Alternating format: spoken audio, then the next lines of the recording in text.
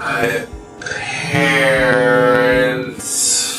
forcing me to get married to my best friend.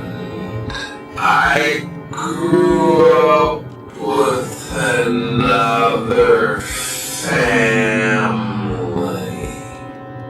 whose parents were best friends with mine.